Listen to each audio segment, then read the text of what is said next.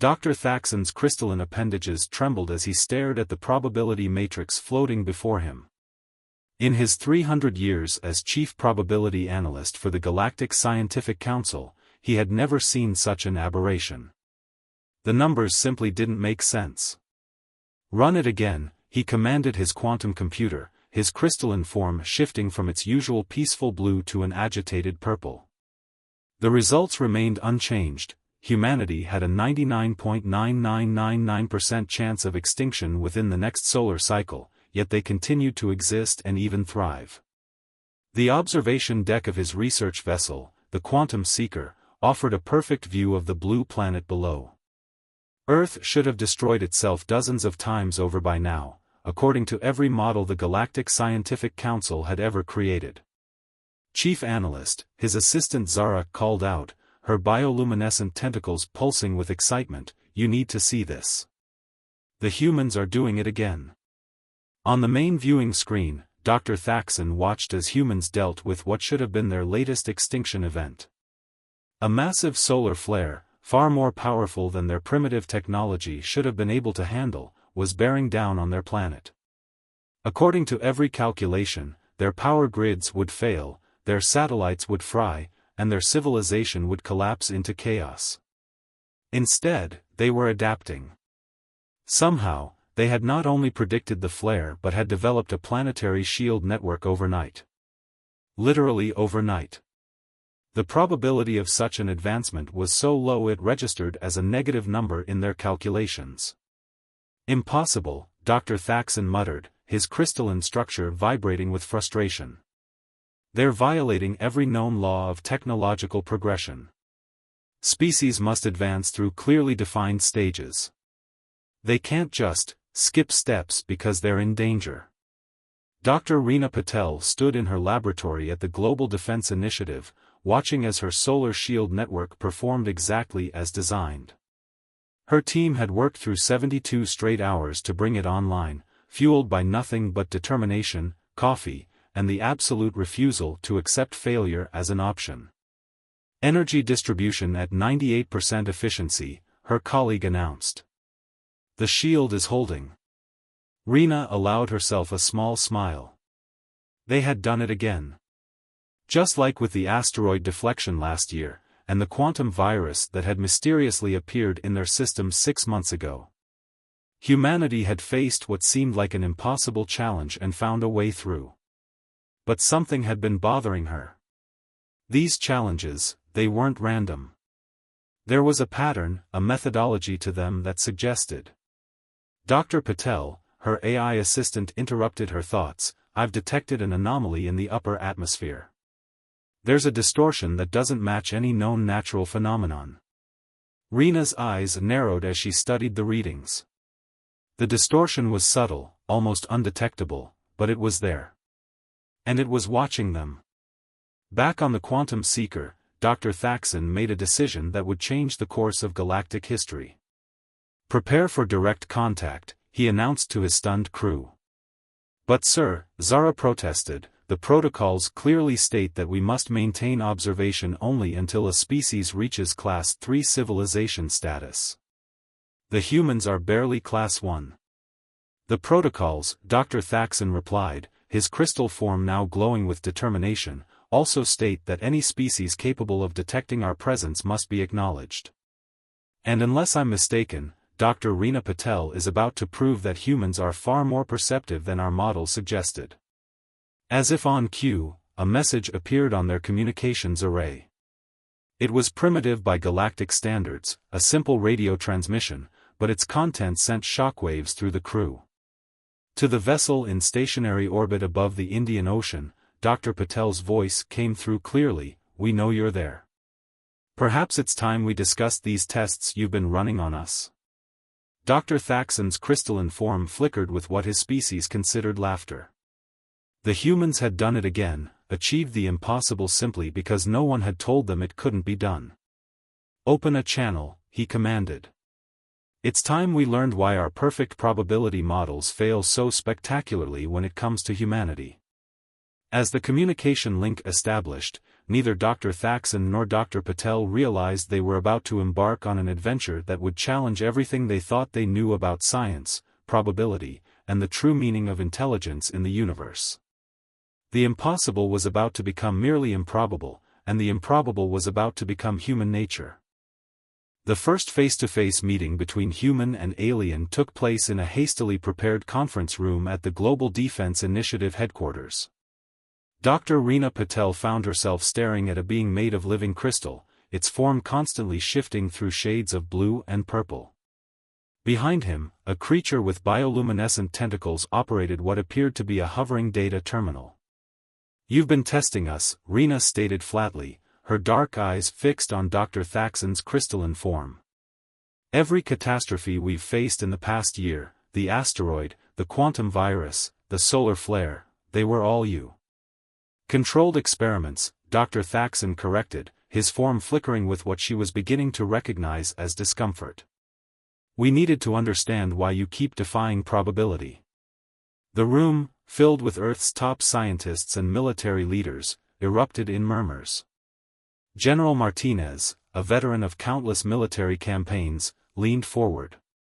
"You're telling us that you deliberately endangered our entire species for a science experiment?" Zara's tentacles writhed nervously as she projected a holographic display. "Our models predicted a 99.9999% chance of extinction in each scenario. You were supposed to fail. Instead, you..." Her tentacles gestured at the data streaming through the air. "You did this." The display showed humanity's responses to each crisis. The asteroid they'd turned into a space station. The quantum virus they'd reverse-engineered into a new form of computing. The solar flare they'd harnessed for power. "Impossible solutions," Dr. Thaxton said, his crystalline structure vibrating with what might have been excitement or fear. "You achieve them with such regularity that it threatens the very foundation of our scientific understanding." Reena stood up, walking to the holographic display. "Your mistake," she said, fingers tracing the patterns of human innovation, "was assuming that probability is destiny. Humans have a peculiar habit of taking statistical impossibilities as personal challenges. But that's not how the universe works." Dr. Thaxton's color shifted to a deep red of frustration. "Species must follow predictable patterns of development. They must advance through clearly defined stages. They must respect the laws of probability." "Must they?" A new voice joined the conversation. Dr. James Wong, quantum physicist and Reena's mentor, spoke up from his corner of the room. "Or is that just what your models tell you?" Before Dr. Thaxton could respond, alarms blared throughout the facility. Zara's tentacles whipped through her data streams with increasing agitation. "Sir, we have a problem. The Galactic Council, they've launched Phase Omega." Dr. Thaxton's crystalline form went completely transparent, a sign of absolute shock. "No, they can't. It's too soon. The variables aren't properly controlled." "What's Phase Omega?" General Martinez demanded, but Reena was already pulling up the data on her own systems. Her face paled as she read. "They're throwing everything at us at once," she whispered. "Multiple extinction-level events, simultaneously. Asteroid swarms, artificial solar flares, gravitational anomalies, quantum destabilization." She looked up at Dr. Thaxton. "They're trying to prove their models right by brute force. The Council believes that if they present enough impossible scenarios at once, you'll have to fail," Dr. Thaxton admitted, his form clouded with shame. "They cannot accept that their understanding of the universe might be flawed." Reena's laugh startled everyone in the room. "Then they really don't understand humans at all, do they?" She turned to General Martinez. "How long until the first threats reach us?" 3 hours for the asteroid swarm. The others will follow in succession." "Perfect." Reena's fingers flew across her tablet. "That's 3 hours to do 6 impossible things." She looked at Dr. Thaxton. "Want to help us prove your models wrong one last time?" Dr. Thackson's crystalline form shifted through colors so rapidly that Zara had to look away. Finally, he settled on a deep, determined gold. The models predict that any attempt by me to aid humans would result in immediate catastrophic failure. Rena smiled. Exactly. So, what do you say we go fail spectacularly together? As alerts continued to sound and scientists rushed to their stations, Dr. Thackson made a decision that his probability models rated as having a negative infinity chance of success. He chose to believe in the impossible. The Council will never forgive this breach of protocol, Zara warned, even as her tentacles began interfacing with human computer systems. The Council, Dr. Thackson replied, his crystal form now glowing with an inner light that matched the determination in Rena's eyes, is about to learn that some things in this universe cannot be reduced to mere numbers. Around them, humanity began to do what it did best, face the impossible with innovation, determination, and that peculiarly human belief that the word impossible was more of a suggestion than a rule. The next few hours would either prove every model in the galaxy wrong, or, well, humans didn't tend to think much about the or. They were too busy making the impossible happen. Humanity's response to Phase Omega began with laughter. Not nervous laughter, or hysterical laughter, but the genuine amusement of scientists who had just been handed an entirely new set of toys to play with. You're telling me, Dr. Victor Santo said, his hands moving through holographic asteroid projections like a conductor leading an orchestra, that these space rocks are actually controlled by quantum probability engines? His eyes gleamed. Do you realize what this means? Dr. Thackson's crystalline form shifted uncertainly. That you're all doomed? It means, Rena interrupted, sharing a knowing look with Victor, that we can hack them. Zara, can you show us the control frequencies? Zara's tentacles danced through the data streams, displaying complex patterns of quantum information. But these are unhackable. The probability of successfully. Never tell a human hacker something is unhackable, Victor grinned, his fingers already flying across multiple keyboards. It just makes us try harder. Across the globe, humanity mobilized in ways that defied every predictive model in the Galactic Council's archives. Indian programmers collaborated with Brazilian engineers to reverse-engineer alien quantum systems. Chinese physicists worked alongside Canadian researchers to develop gravitational countermeasures. The artificial solar flares were being redirected into a hastily constructed network of power collectors that, by all known laws of physics, should have melted instantly. None of it should have worked. All of it did. Dr. Thackson found himself experiencing an entirely new sensation as he watched Rena coordinate the global response. His crystalline structure was resonating at frequencies he'd never felt before, creating patterns that his species usually only displayed during. Oh, Zara's tentacles curled in amusement. You're manifesting courtship colors. I most certainly am not. Dr. Thackson protested, though he couldn't seem to stop the rainbow ripples flowing through his form whenever Rena looked his way. I'm simply appreciating the scientific implications of their methods. They're completely impossible methods, Zara reminded him, her tentacles swaying with what might have been satisfaction. Which you find attractive. Before Dr. Thackson could respond, the quantum alerts blared. On the main screen, the approaching asteroid swarm suddenly shifted, their probability matrices rewriting themselves in ways that should have been impossible. Did you just? Dr. Thackson stared at Victor, who was looking entirely too pleased with himself. Convince their quantum engines that they had a 100% probability of being delicious ice cream sundaes? Yes, I did.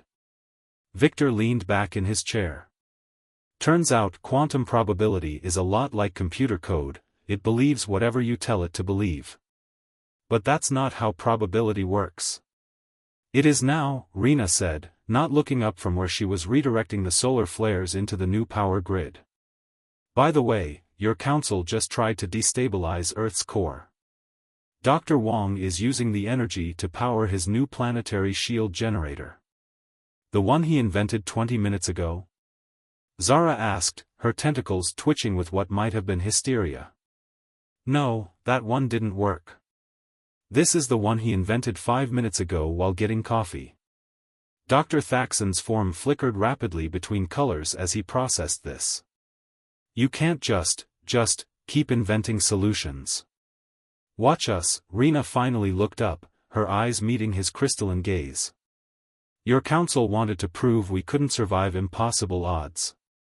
Instead, they gave us exactly what humans need to thrive, a challenge big enough to be interesting. The next alert came from the Galactic Council itself. Their message was simple: cease this violation of probability immediately. Humanity's response was equally simple. They broadcast their success across every quantum frequency the Council used. They showed how they'd turned each weapon into a tool, each disaster into an opportunity. They demonstrated, with cheerful thoroughness, exactly how they'd broken every model the Council had ever created. And then, because humans never could resist pushing boundaries, they did something even more impossible. Dr. Thackson, Rena said, standing before him with an expression he'd learned to associate with imminent probability violations, would you like to have dinner with me? His crystalline form exploded into colors so bright that several instruments short-circuited. Zara's tentacles curled in delight as she accessed the probability models. The chances of a successful romantic relationship between a crystalline being and a human are. She began. Don't tell me, Dr. Thackson interrupted, his form settling into a soft, warm glow. I'm beginning to think some things shouldn't be calculated. Above them, the last of the asteroid swarm dispersed, now thoroughly convinced they were actually a flock of quantum butterflies. The solar flares had been transformed into the most efficient power grid humanity had ever known. And somewhere in the Galactic Council chambers, every probability model ever created was having a collective nervous breakdown. Humanity hadn't just survived the impossible, they'd rewritten the definition of possible itself. And they weren't finished yet. Not by a long shot. The emergency session of the Galactic Council was not going well. The vast crystalline chamber, designed to accommodate representatives of over 10,000 species, was in chaos. Probability models that had stood unchallenged for millennia were shattering faster than their creators could defend them.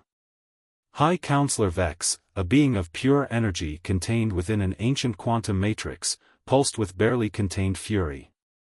You mean to tell me that not only did the humans survive Phase Omega, they turned our weapons into infrastructure improvements? Dr. Thackson stood before the council, his crystalline form steady despite the pressure. Beside him, Rena Patel faced the assembled aliens with the same calm confidence she'd shown while rewriting the laws of physics over dinner last week. With all due respect, High Counselor, Rena stepped forward, your fundamental mistake was assuming that probability governs outcome. Humans have always understood that probability is just a measure of likelihood, not a guarantee. Impossible, thundered Representative Nixus, their gaseous form swirling violently. The models are perfect.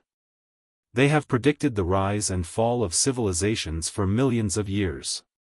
Perhaps, Dr. Thackson interjected, his form glowing with the warm colors he now displayed whenever defending human innovation, that is precisely why they failed. The models predict what should happen based on what has happened before. Humans. He glanced at Rena, his structure shimmering slightly. Humans specialize in what has never happened before.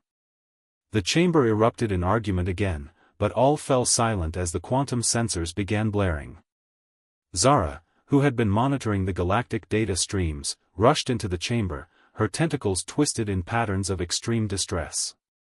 Council members, she announced, we have detected a Class X anomaly approaching the galaxy.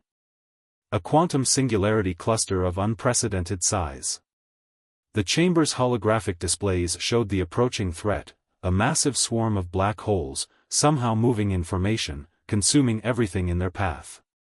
According to every model, it was an extinction-level event for the entire galaxy. The models predict zero chance of survival, High Counselor Vex announced grimly. We must begin evacuation procedures to the neighboring galaxies immediately.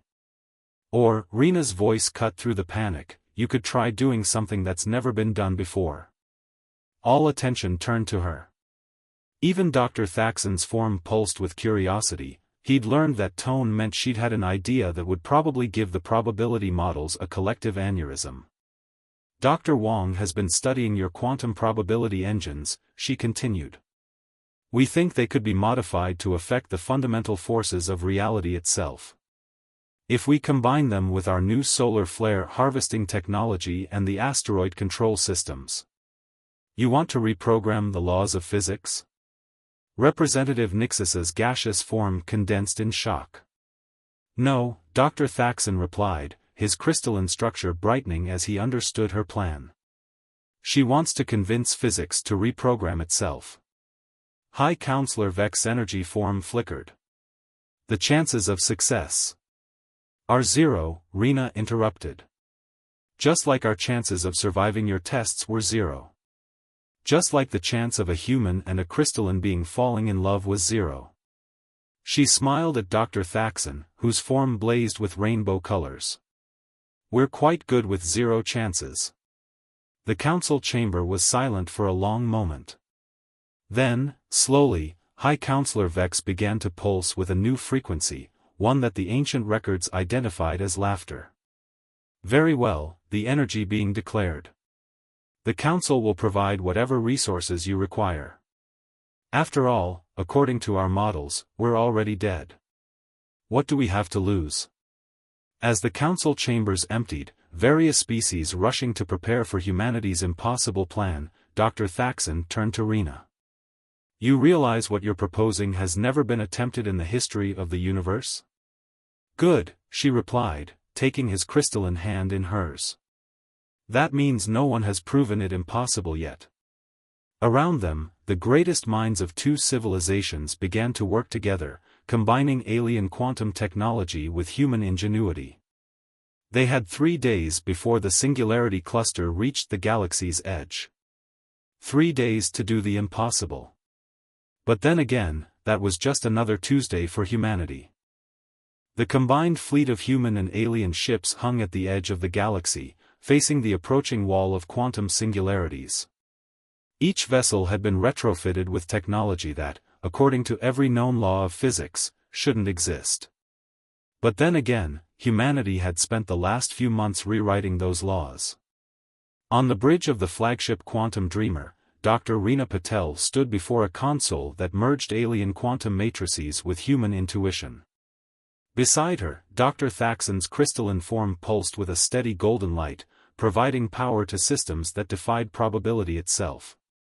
Final checks complete, Zara announced, her tentacles dancing through streams of impossible data.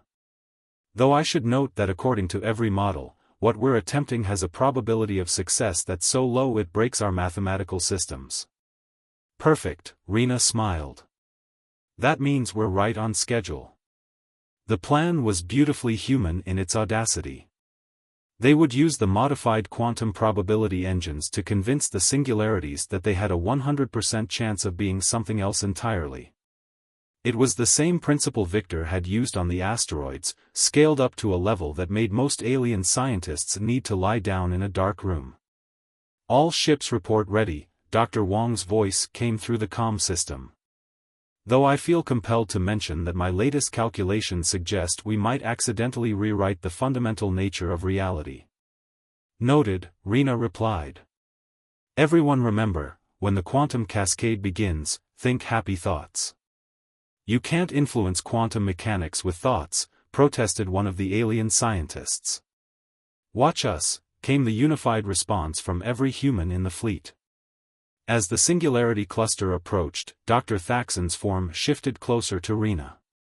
You know, he said softly, when I first came to study humans, I thought I was observing a statistical anomaly. Instead, I found something the models never accounted for. And what's that? Hope, his crystalline structure sparkled. The ability to face the impossible and say, maybe, just maybe, if we try something crazy enough. The quantum alerts blared. The singularities were within range. All ships, Rena's voice rang clear across the fleet, activate your probability engines. Remember, we're not fighting the laws of physics, we're just suggesting some creative alternatives. The combined power of 10,000 quantum probability engines surged forth, carrying with them humanity's boundless capacity for imagining better possibilities. Each engine had been programmed with a simple message: these singularities have a 100% probability of being a network of stars, bringing light instead of darkness. Reality shuddered. Probability matrices collapsed and reformed. The laws of physics had a brief existential crisis. And then, in defiance of everything the Galactic Council had ever believed possible, the singularities began to change. One by one, they transformed, quantum states shifting from death to life, from entropy to energy, from despair to hope. Where there had been a wall of destruction approaching the galaxy, there was now a string of newborn stars, their light reaching across space like a promise. In the council chambers, every probability model simultaneously crashed, then rebooted with a new fundamental theorem: when calculating the probability of human success, multiply by infinity and add hope. I believe, High Counselor Vex announced to the assembled galaxy, their energy form glowing with newfound wisdom, that we need to reconsider our understanding of what is possible. Back on the Quantum Dreamer, Rena turned to Dr. Thaxon. So, what do your models say about our future now? His crystalline form blazed with every color imaginable. I've stopped asking them. Some things are better lived than calculated. As the light of the new stars spread across the galaxy, humanity had given the universe something it had never had before: proof that possibility wasn't just about probability. It was about imagination, determination, and the simple, profound choice to believe that better things were possible. The models would never be the same. The galaxy would never be the same. And somewhere in the vast tapestry of spacetime, probability itself learned to dance to a new rhythm, one that sounded suspiciously like human laughter in the face of impossible odds. After all, that's what humans did best: they took the impossible, turned it sideways, and used it to build something beautiful. The end.